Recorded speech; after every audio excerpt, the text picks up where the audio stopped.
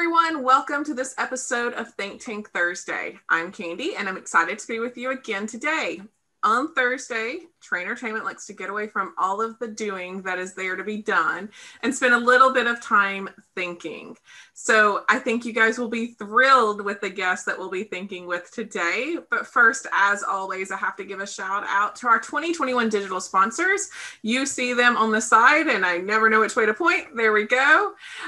We've got Creative Works, Redemption Plus, Party Center Software, Hagar Communications, Simnox, InVet, and People First. And you guys, it's because of them that these episodes come to you guys every single week. So show your love to them. And so now we get to go to our guest for today. So take a few minutes and say hi. Hey, Candy.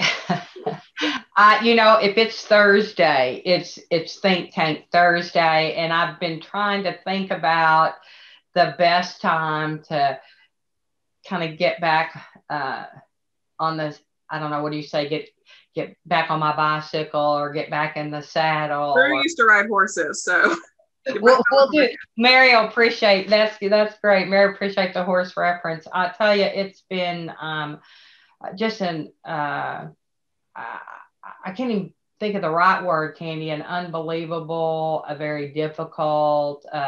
It's been a rough quarter, to say the least. And if you don't know, those of you that don't know, my groom of 41 years passed away on February the 24th. And he battled cancer valiantly for 7 years. And in one way, we're so pleased that he did not suffer that what can be a pretty tragic cancer loss. And then on the other side of that coin, it's pretty frustrating that this COVID has played such a now bigger part of our lives. And I know COVID, Jerry did pass away of COVID. He and I both got the darn disease or virus, whatever you call it, in early January, like so many others. And I fortunately climbed my way through it. Oh, and I intended to wear my vaccinated hat. I got my first dose last Friday, so I'm excited about that, ready for the second. But he tragically did not survive COVID. And it's a great loss. It's a great loss for our family, obviously. I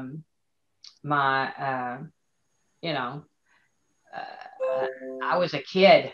I was a kid when I got him. And so I'm not such a kid anymore. So maybe I'll be okay. I want to thank the people in this industry. Oh my gosh, the outpouring. I've gotten cards from associations. The most recent, the Ohio BCA, plants, flowers, gift baskets from customers far and wide, North America, the UK, everywhere. And my Canadian friends have been more than supportive. And I just want to say thank you to all of those folks. And Candy, I just have to publicly say thank you to the great job you've done in leading our team and our team. I mean, I have no idea. I have thought over certainly the last 4 weeks since his passing. I don't know what people that don't own the business and need to go back to work. I don't know how they survive this. I don't know how they do it. And anyway, I'm lucky. I got y'all. Well, I think what we did is the next right thing over and over and over again. And I couldn't have done any of the things that I did without the team that you've, put together here. They were there, and anything I ever asked for, they're like, yes, well, we'll figure it out. We'll do that. We'll get those things done. But it is interesting that you bring that up, because it is a conversation that I had outside of our team a couple of times.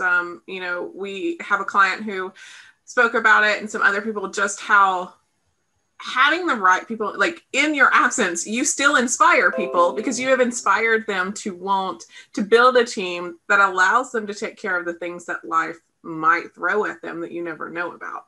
Right. Well, that will definitely throw. That is so kind. I certainly hadn't been thinking about inspiring anybody, so I'm glad there was a benefit there. But I think that's the key, right? It's the right people, right seat, doing the right things. I love what you said, doing the next right thing, because stuff shifts. You and I are going to be facing our Q1 review and our Q2 plan. And I got to tell you, it has been tough for me to realize and know that the things I intended to do in Q1 couldn't matter. We were 3 weeks, 2 days, 4 weeks in the hospital, and now 4 weeks post, kind of dealing with life and death and the things that go with all that, and tending to my children and my children tending to me, and they're all grown ups. If anybody needs any clarification, they're all in their 30s, and but it's an important thing we do, I think, as leaders. How we show up. And if you had something like this go on in your home, there would be zero expectation from me that we would have you involved in work until you could get taken care of. Yeah, it's like you have spent years formulating the best way to put the right people on the team, and I'm sure you've made mistakes along the way and wrong decisions. And so maybe talk a little bit about that journey, about how do you feel you've gotten here to where you do feel like you have one, like you say it all the time, like you are very happy with the team you've put together now. I know. It's funny, with my kids, I would say, as they were growing up, oh, this is the best age ever. And I think I said that all the way up to about 15. And then after that, and I've done that with the team. I don't know how many times at an annual planning I've said, we have the most talented team. We have the most talented team. And even still, and I think this is something we face all the time, because our mission is to grow people, right? We only want to work with people who want to be extraordinary. So I don't have at Traintainment, we don't have a spot where if somebody wants to learn to be a good coach or learn to be a good trainer, we don't really have a spot for that person. We accumulate people who have strong backgrounds, real similar growth mindedness. They're typically well read. They're very people centric, and they're eager to learn. And so I think I've always tried to look for those kind of people. And in the same vein, they grow. And so many people have grown away from us. And I can look out there in the world and see beautiful souls out there doing great things in the universe. They're just not necessarily doing them with Traintainment. So that's always a little conundrum from me. I want to grow them and have them continue to help us grow, So, but you're brilliant. What is it that you always remind me of, Candy? What is it that you say? And I love it. People are where they need to be. People are where they need to be. And I think there's a ton of wisdom in that. I don't think, and I don't think hiring and making a decision about a person or training or coaching, I don't think those are singular events. And, I want to talk about, I've got a commitment to write an article about hiring, because we keep hearing how terribly difficult it is to hire right now and how burned out people are. And oh my gosh, I saw that. I don't know how the people, for instance, in the medical field, I don't know how they don't all have PTSD and how they're going to even keep, as we crawl out of this COVID nightmare, lots of things are going to be changed, don't you think? Oh, I think so. I think everything is going to be changed from in a consumer world too. You and I have had conversations about we've created a consumer, or COVID-19, the world has created a consumer that is going to be like right here, right now. Things come to them, deliveries. They don't have to wait for things. They don't have to be inconvenienced to acquire things. All of those things are not just going to go away because a virus is lifted or we get majority of a population vaccinated. Well, I agree. And normal things that should have been a hyper focus are going to need to stay hyper focused. Safety and cleanliness and security and all those things. Those are all really important things in the past. And it's interesting to see the shift and the focus on that. But the thing I'm thinking about, because our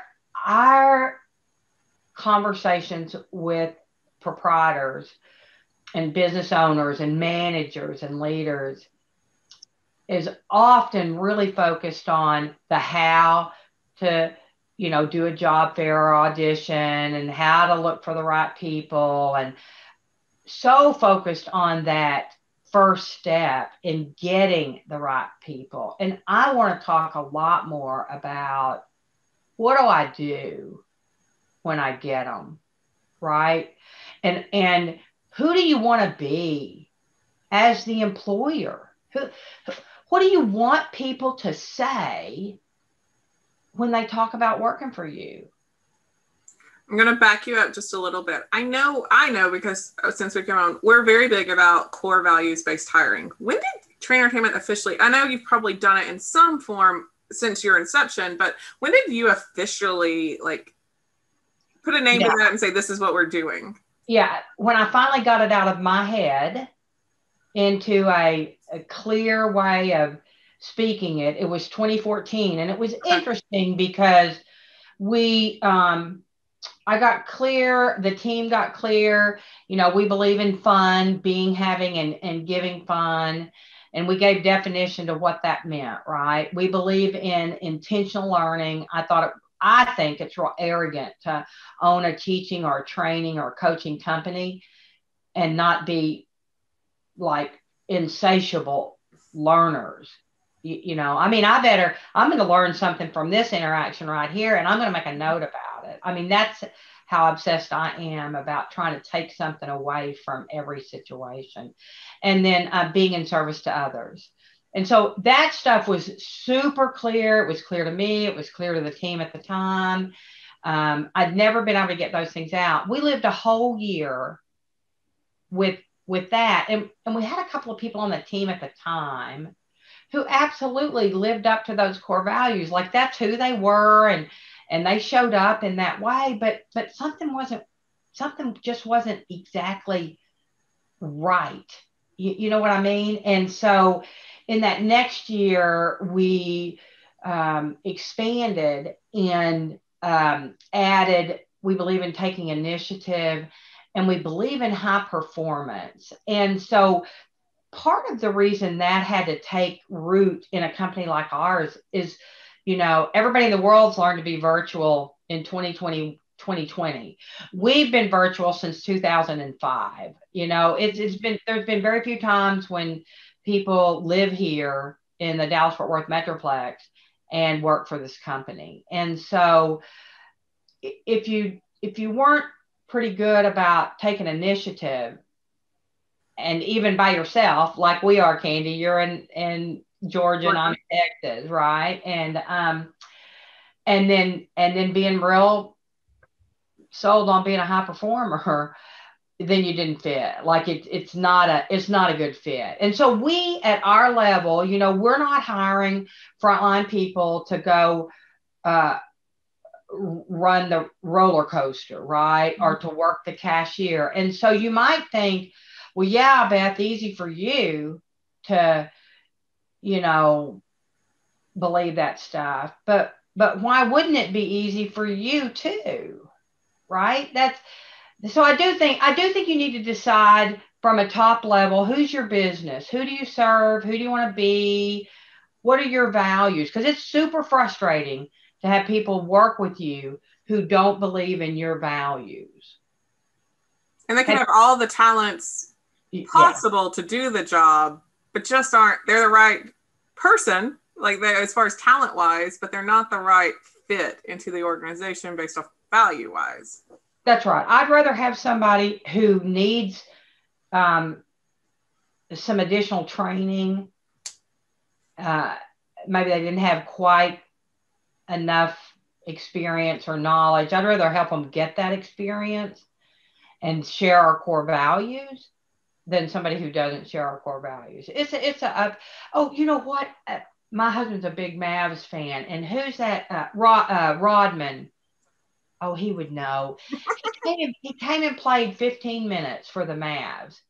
And he's a real good player, but he did not fit. He wasn't part of that team. And I bet there's not a business out there that doesn't have that sort of situation. And if you have your core values spelled out, well, it's real easy to see when somebody sticks out like a sore thumb. I used to, in operations, in a different type of way, I used to, when my franchisees had problems with staff, I'd sit down and my first question was always, tell me all about your worst employee. And they never not had one. And like, they would tell me, diatribe of the things that they put up with and how these things happen over and over again. And I would always say, that's your new standard. You're allowing that to happen. So that's your standard now. Yeah. I'm glad you said that, because a lot of times when people are trying to think about what their best employee, like when they're trying to think about, well, what do I want to be and what I want to stand for and what kind of employee do I want? They can just think of that worst one, and it's the opposite usually, So, but by the same token, I think you could think about your very best team member. Mm-hmm. Why are they the best? What do they say about you?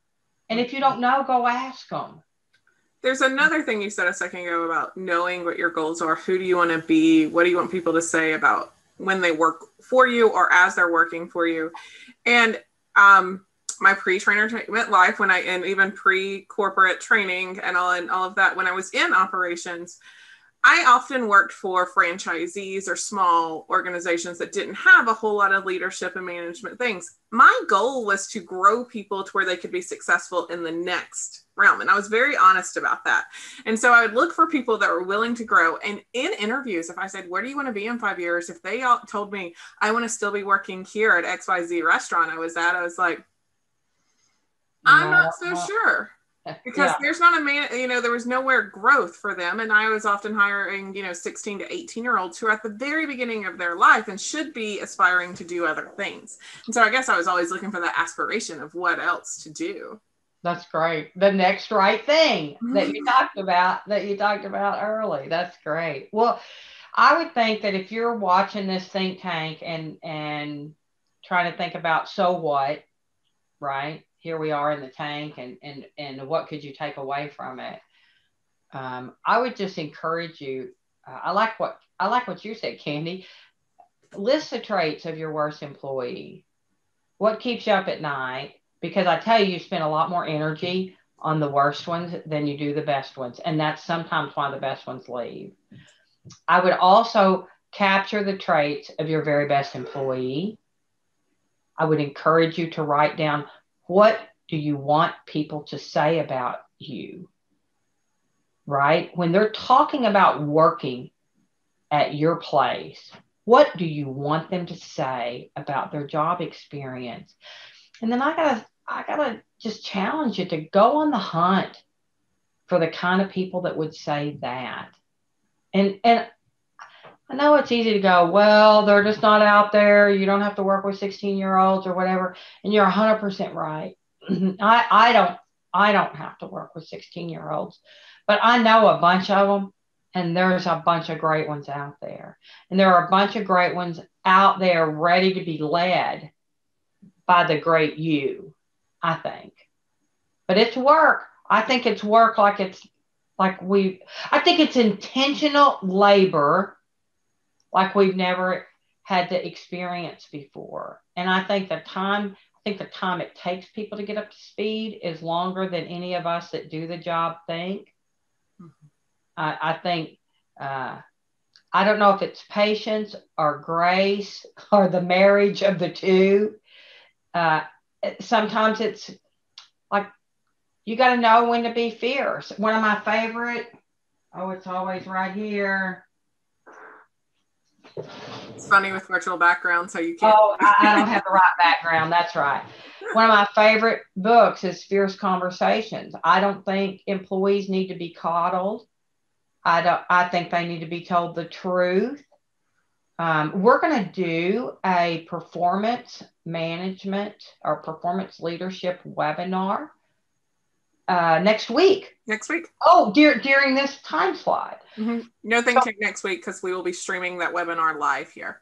Oh, fantastic. Yes. So I would encourage you to come to that, because many of the strategies that we're talking about with coaching, and because guys, coaching's all the time. Whether you think you're doing it or not, you are. I want to share a story about how people's expectations, and I also want to pay cadence that I know hiring is right now, and it just doesn't seem like the pool is deep enough at the moment. And so I don't want to skate over that and say that we don't know that that's out there. Trainertainment's working with some associations to hopefully help in some of those ways, but it is a time to think about future, what you want to do as hiring. And so I want to share the story. My group of friends mainly are teachers in the education realm, and they teach most of them elementary school.